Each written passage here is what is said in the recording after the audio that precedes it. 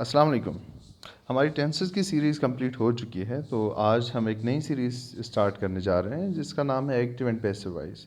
इसमें हम ये सीखेंगे कि एक्टिव वॉइस क्या है और पैसिव वॉइस क्या है, इनको कैसे चेंज किया जा सकता है, इसके डिफरेंट रूल्स क्या हैं, ठीक है। और इसके साथ साथ कौन से ऐसे टेंसेस हैं जिनको हम पैसिव में तब्दील नहीं कर सकते। तो कनेक्टेड रहें ताकि आपको आने वाली हर वीडियो का नोटिफिकेशन मिल सके। चैनल को सब्सक्राइब करें, दूसरे बच्चों के साथ भी शेयर करें ताकि दूसरे बच्चे भी इस चीज़ का फ़ायदा ले सकें। स्टार्ट करते हैं हम अपने लेक्चर को।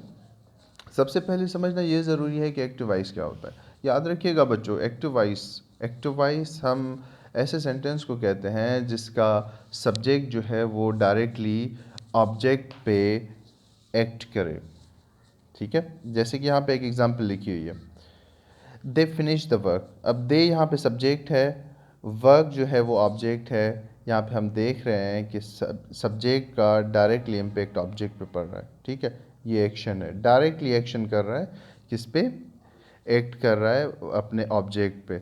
इसी तरह से दूसरी एग्जांपल देखते हैं, ही बाइज न्यू बुक्स, ठीक है। अब ही जो है सब्जेक्ट है, बुक्स जो है ऑब्जेक्ट है, बायस हमारा एक्शन हो गया, ठीक है। अब यहाँ पे ही का डायरेक्टली जो एक्ट हो रहा है, मींस इसको हम कह लें कि इम्पेक्ट हो रहा है, तो वो ऑब्जेक्ट पे हो रहा है।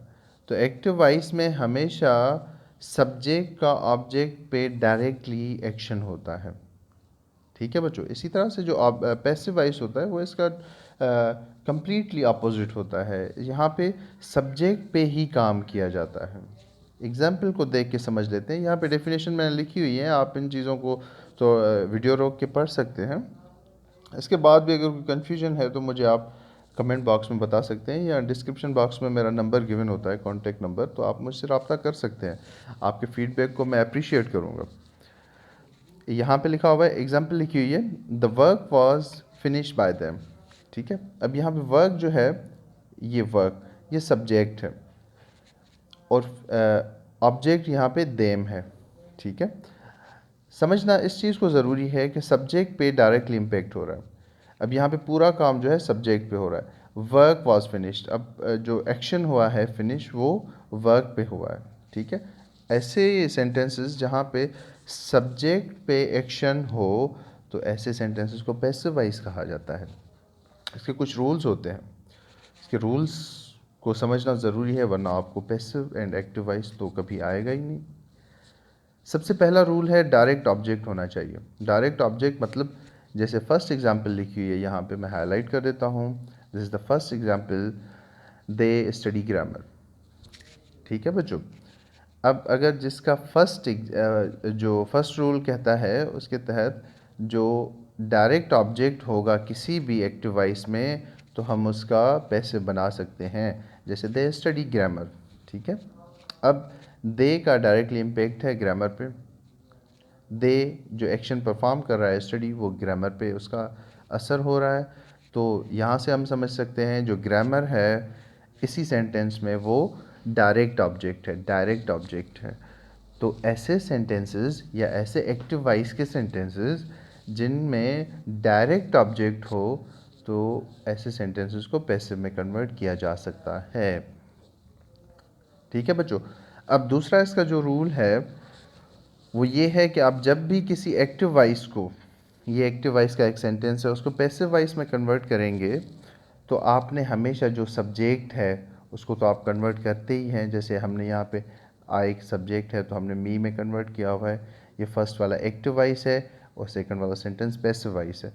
जब आप सब्जेक्ट को ऑब्जेक्ट में कन्वर्ट करते हैं, ठीक है, मी में, तो आप उसको हमेशा एसोसिएट करेंगे बाय से।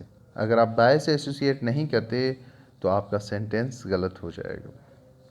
उसके बाद थर्ड रूल है। थर्ड रूल तो आसान है, काफ़ी बच्चों को आता होगा, मैं फिर भी इसको समझा देता हूँ। जब भी कोई सब्जेक्ट हमने कन्वर्ट करना होता है, तो उसको उसके कुछ जो हैं असूल होते हैं। जैसे यहाँ पे आई है, तो आई को हम मी में कन्वर्ट करेंगे, वी को अस में कन्वर्ट किया जाता है। इट एंड यू कभी भी तब्दील नहीं होते, वो सब्जेक्ट में भी सेम रहते हैं, वो ऑब्जेक्ट में भी सेम रहते हैं, ठीक है बच्चों, ये दोनों। इसके अलावा ही को आप हिम में कन्वर्ट कर सकते हैं, शी हर में कन्वर्ट होता है, दे को देम में कन्वर्ट करते हैं। ये ज़रूरी है कन्वर्ट करना, वरना आपके पैसिव वॉइस के सेंटेंसेस गलत हो जाएंगे। आप इनमें से किसी भी रूल की वायलेशन नहीं कर सकते। अगर आप वायलेशन करेंगे तो जिस तरह से हमें हमारे मुल्क में पनिश किया जाता है, तो ग्रामर भी पनिश करती है, इसी तरह से आपके सेंटेंसेस गलत हो जाएंगे और आपके मार्क्स कट जाएंगे। फोर्थ रूल है subject verb agreement. Subject verb agreement का मकसद ये है कि आप जो सब्जेक्ट लिख रहे हैं ना, उसके साथ आपके वर्ब की और ऑक्सिलरी वर्ब्स, हेल्पिंग वर्ब्स, इनकी एक एग्रीमेंट होनी चाहिए। अगर ये डिसएग्रीमेंट में होंगे तो सेंटेंस गलत हो जाएगा। यहाँ पे एक सेंटेंस एक्टिव वॉइस का लिखा हुआ है, दे, ये हाईलाइट कर देता हूँ मैं, दे थ्रू द बॉल्स। ठीक है बच्चों, अब इसी को हम पैसिव वॉइस में कन्वर्ट कर रहे हैं। The balls were thrown by him. ठीक है, sorry, he threw the balls were thrown by him. तो यहाँ पे जो बॉल्स है ये प्लूरल सब्जेक्ट है, प्लूरल। ठीक है बच्चों, प्लूरल है। तो जब भी कोई जमा सब्जेक्ट होगी, मीन्स प्लूरल सब्जेक्ट होगी, तो उसके साथ हम वर लगाते हैं, वाज नहीं लगाएंगे, या और लगाते हैं, इज़ नहीं लगाएंगे, एम नहीं लगाएंगे। ठीक है, तो ये जो सब्जेक्ट वर्ब एग्रीमेंट है, इसको समझना बड़ा ज़रूरी है। ये आपके हर एग्ज़ाम में आता है, पैसिव वॉइस में तो है ही है, लेकिन आपके हर एग्ज़ाम में आता है। सेम यहाँ पे दूसरी एग्जांपल लिखी हुई है, ही थ्रू द बॉल। ठीक है, इसको हम कन्वर्ट कर रहे हैं पैसिव में। The ball was throne by him. The ball was throne by him.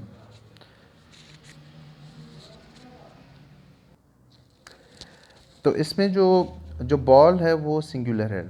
ठीक है, सिंगुलर के साथ हम वॉज लगाते हैं या इज़ लगाते हैं। तो यहाँ पे हमने सब्जेक्ट वर्ब एग्रीमेंट किया, वॉज लगाया सिंगुलर सब्जेक्ट के साथ, और इसी तरह से थर्ड फॉर्म ऑफ वर्ब लगाई। अच्छा, ये अब वर्ब की कौन सी फॉर्म लगनी चाहिए, या ऑक्सिलरी वर्ब कौन सा लगना चाहिए, is, am, are, was verb लगना चाहिए, या कोई दूसरा लगना चाहिए, सेकंड फॉर्म ऑफ वर्ब लगनी चाहिए, फर्स्ट फॉर्म, या थर्ड फॉर्म ऑफ वर्ब लगनी चाहिए, या आईएनजी फॉर्म ऑफ वर्ब लगनी चाहिए, इसके लिए हमारी एक अलग से वीडियो बनेगी। क्योंकि अगर मैं ये सारी चीज़ें इसी वीडियो में इंक्लूड करूँगा तो ये वीडियो इतना लेंदी हो जाएगा कि आपको बोरियत होने लगेगी। तो बेहतर है कि इसका दूसरा वीडियो भी बना लेंगे। इसीलिए चैनल को ज़रूर सब्सक्राइब करें ताकि आने वाली हर वीडियो का आपको नोटिफिकेशन मिल सके, और दूसरे बच्चों के साथ भी शेयर करें, इसमें आपके पैसे नहीं लगेंगे। कंटिन्यू करते हैं लेक्चर को। रूल नंबर 5 है। रूल नंबर 5 बड़ा इम्पॉर्टेंट है। बाज़ औक़ात ऐसा होता है कि दो ऑब्जेक्ट्स आ जाते हैं। दो ऑब्जेक्ट्स कैसे, कि एक डायरेक्ट ऑब्जेक्ट आ जाए, दूसरा इनडायरेक्ट ऑब्जेक्ट आ जाए। तो चेंज हमेशा जो हमारा एक ऑब्जेक्ट होगा वही होगा।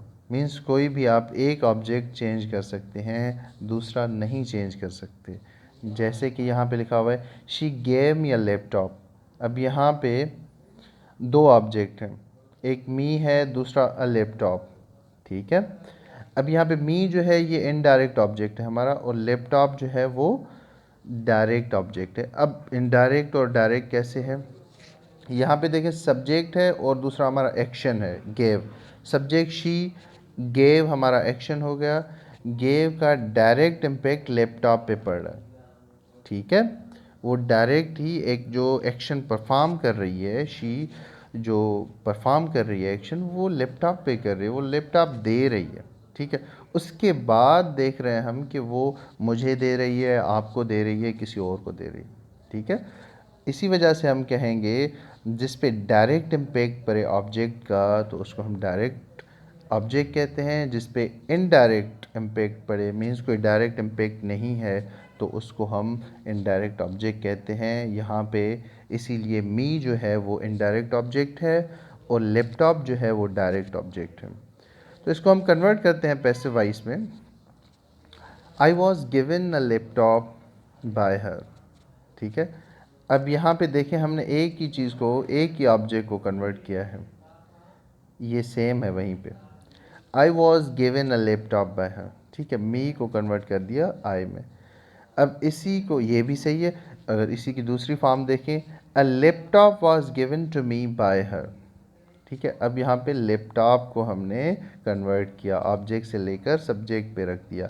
इसी तरह से आप इसका कोई भी एक जो ऑब्जेक्ट है, वो चाहे डायरेक्ट हो चाहे इनडायरेक्ट हो, आप उसको सब्जेक्ट की जगह पे लिख सकते हैं। आप दोनों को नहीं लिख सकते। अगर दोनों को लिखेंगे तो आपका नाम भी फेल में आ जाएगा। ठीक है, फेल्यूर लिस्ट जो होती है उसमें आ जाएगा। इसका दूसरा मतलब ये है कि आपका सेंटेंस गलत हो जाएगा। समझ रहे हैं बच्चों? इसके बाद कुछ टेंसेस ऐसे होते हैं जिनकी पैसिव वॉइस नहीं बनती, जिनको आप कन्वर्ट नहीं कर सकते पैसिव वॉइस में। खुदारा ऐसी कोई हरकत भी नहीं करिएगा कि प्रेजेंट परफेक्ट कंटिन्यूस टेंस को आप पैसिव वॉइस में कन्वर्ट कर रहे हैं, पास्ट परफेक्ट कंटिन्यूस टेंस को आप पैसिव वॉइस में कन्वर्ट कर रहे हैं, और फ्यूचर कंटिन्यूस टेंस और इसी तरह से फ्यूचर परफेक्ट कंटिन्यूस टेंस को आप पैसिव में कन्वर्ट कर रहे हैं। परफेक्ट की स्पेलिंग मुझे आती है, लेकिन यहाँ पे ये टाइपिंग मिस्टेक है।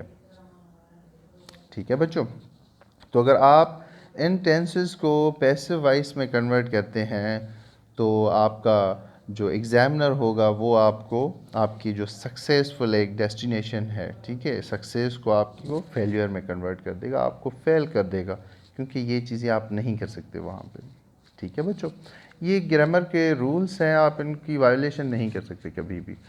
यहाँ पे कुछ वर्ब्स भी ऐसे होते हैं जिनके आप पैसिव नहीं बना सकते, जैसे कि इनट्रांजिटिव वर्ब्स होते हैं। इनट्रांजिटिव वर्ब्स वो होते हैं जिनके साथ ऑब्जेक्ट नहीं लगा होता। ठीक है, उनको ऑब्जेक्ट की ज़रूरत नहीं होती। जैसे यहाँ पे लिखा हुआ है, एग्जाम्पल लिखी हुई है, आई स्लीप। इसमें ऑब्जेक्ट नहीं है, सिर्फ सब्जेक्ट आई और वर्ब है स्लीप। ठीक है, इसमें ऑब्जेक्ट है ही नहीं। ऐसे वर्ब को जिसमें ऑब्जेक्ट की ज़रूरत ना पड़े तो उसको हम इंट्रांजिटिव वर्ब कहते हैं, और ऐसे इंट्रांजिटिव वर्ब्स को आप पैसिव वॉइस में कभी भी तब्दील नहीं कर सकते। ठीक है बच्चों, इसके साथ जो है स्टेटिव वर्ब्स होते हैं। स्टेटिव वर्ब्स वो होते हैं जो किसी भी चीज़ की स्टेट बता रहे होते हैं, ना कि एक्शन। ठीक है, एग्जाम्पल देख लें, आपको बेहतर समझ में आएगा। This computer cost 10,000 rupees. अब यहाँ पे वर्ब जो है वो कॉस्ट। ठीक है, अब कॉस्ट जो वर्ब है ये किसी चीज़ की स्टेट बता रहा है, ये एक्शन नहीं बता रहा। इस तरह के वर्ब्स जो किसी भी चीज़ की स्टेट बताएं वो स्टेटिव होते हैं, और स्टेटिव वर्ब्स की कभी भी पैसिव वॉइस नहीं बनती। ठीक है बच्चों, इसके साथ साथ ये लास्ट कॉन्सेप्ट है हमारा, no one and nobody. Active voice है nobody understands him. Same object जो है हिम, उसको ही में कन्वर्ट कर दिया, ही इज़ नेवर अंडरस्टूड। थोड़ा मैं बता देता हूँ, इसकी एक वीडियो बनाऊँगा मैं टेंसेस की, कि कहाँ पे इज़ लगाना है, कहाँ पे आर लगाना है, कहाँ पे सेकंड फॉर्म थर्ड फॉर्म। ठीक है, यहाँ पे थोड़ा बता देता हूँ मैं। जब भी प्रेजेंट टेंस हो, प्रेजेंट इंडेफिनिट टेंस, तो उसको लिखते भी प्रेजेंट इंडेफिनिट टेंस में ही है, प्रेजेंट टेंस में ही है। ठीक है, इस प्रेजेंट टेंस का ऑक्सिलरी वर्ब है तो उसको हमने प्रेजेंट टेंस में ही लिखा। और इसी तरह से no one ever said a word was never said. इन दो का एक बड़ा ही अनोखा जो है इंटरचेंज है एक्टिव एंड पैसिव का, नो वन एंड नो बडी का, वो यही है। आप ये इसका चाहे तो रट्टा लगा लें, चाहे तो आप इसको समझ लें, ये आपकी मर्ज़ी है। यहाँ पे हमारे ये रूल्स और पैसिव वॉइस के रेगुलेशंस कंप्लीट होते हैं। अपना ख्याल रखिएगा, चैनल को ज़रूर सब्सक्राइब करें, दूसरे बच्चों के साथ भी शेयर करें ताकि दूसरे बच्चों को भी इस चीज़ का फ़ायदा हो। अपना ख्याल रखिएगा, अगले लेक्चर में मिलते हैं। अल्लाह हाफिज़।